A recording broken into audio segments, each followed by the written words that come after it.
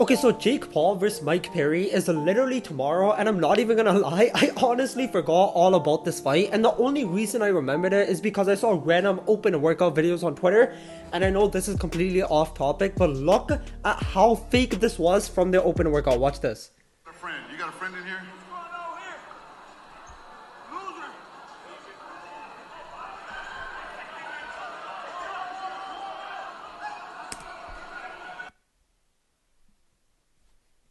Bro, that was literally faker than Logan Paul's forced apology video. What the hell was that? Bro, maybe every single person forgot about this fight and they're trying to do anything they can to sell it because that was actually horrendous. But on to the main part of this video, why Jake Paul versus Mike Perry is not even close, and the main thing to look at is the record. So you can see here, Jake Paul is 10-1 in boxing, with his only loss coming against Tommy Fury in 2023, but the most important thing of this record is when he started boxing. So he started boxing in 2018 or 6 years ago, and he's literally been going non-stop since 2020. Look at this.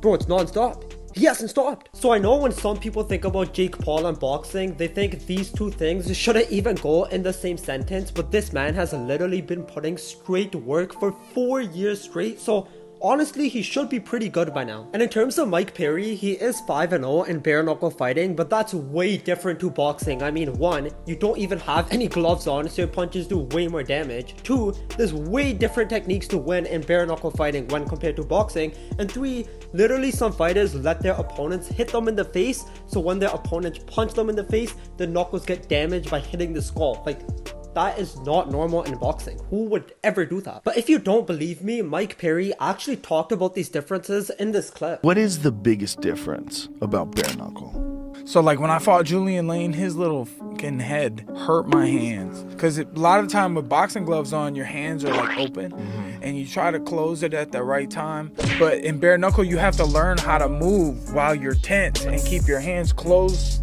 Because with gloves, you can block a shot like this, but in bare knuckle, you gotta be closed up, tight, and squeezing your fist so hard so that when you hit them in the head, you don't destroy your hand. This is a totally different thing, and you are uniquely suited for this totally different thing.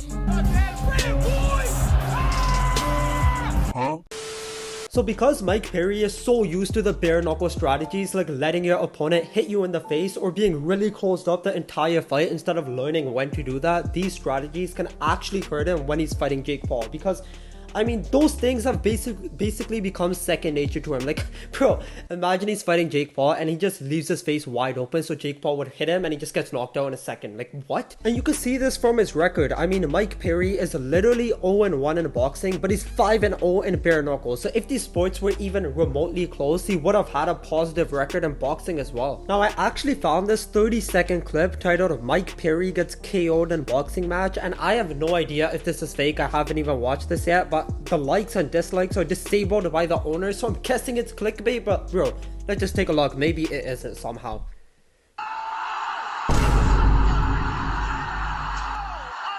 Wait,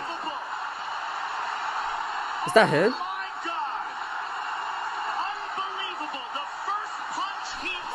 Wait,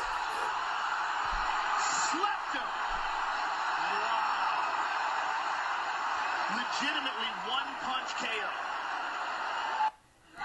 bro, did you hear the commentators? They literally said a one punch KO. So I'm not even lying, he may have got knocked out in actually 2 seconds. But the one thing to keep in mind is that his opponent knocked him out with a right overhand, and that's literally Jake Paul's signature move. Like, he knocked out Ben Askren with that punch, he knocked out Tyron Woodley with that punch. When he couldn't knock out Tommy Fury with that punch, he had no idea what the hell to do. So bro, if Mike Perry got knocked out by this random guy by his first right overhand he threw, bro, it's not looking too good for him. And also, this boxing fight was in 2016 or 2017, which was like 7-8 years ago, and since then he's just been training MMA and bare knuckle fighting non-stop. So if we're being honest, Mike Perry's boxing training is really limited, especially if you compare it to Jake Paul, who's been training non-stop. But the last thing I want to mention is the weight. So this fight is happening at cruiserweight or 200 pounds, and Jake Paul himself has fought at this weight before. I mean, his last 2 fights were both at 200 pounds. He weighed in at 200 pounds. Now, for Mike Perry, this man's literally been fighting at 170 to 175. So coming up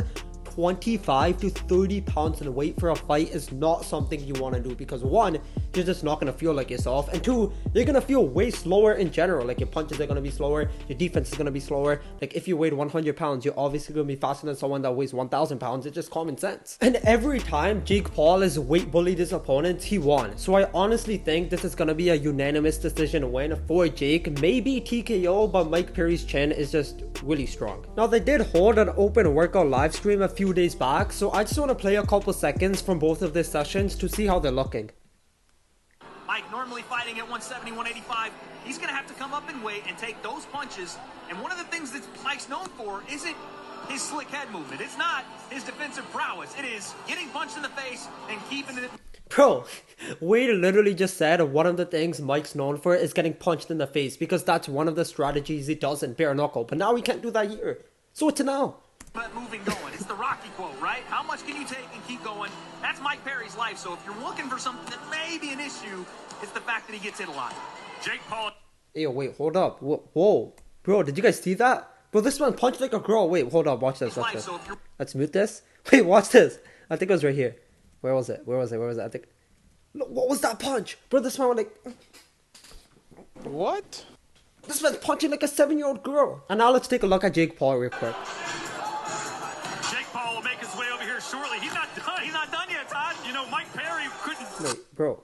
Is that EDP as his coach? Jake Paul will make his way over here shortly. He's not done. He's not done yet, Todd. You know, Mike Perry couldn't stop talking. He was screaming and yelling. Jake Paul can't stop fighting in there. Yo, bro, this man almost punched his own coach. Take those glasses off. A lot of talk coming into this fight between you and Jake. Is this build up? Is it real? What's going down Saturday night? Of course this is real. This is as real as it gets.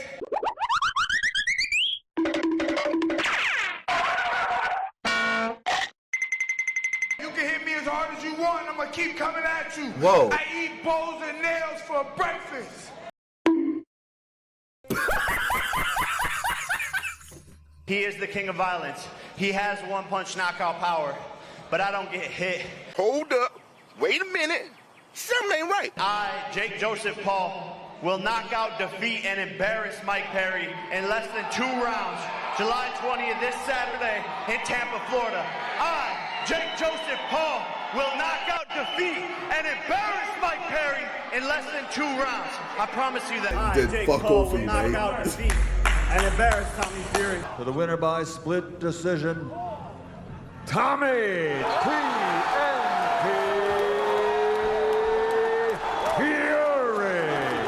But comment down below who you think is gonna win this fight and how it's ultimately gonna end, and make sure to leave a like, subscribe, and hit that notification bell to never miss future videos.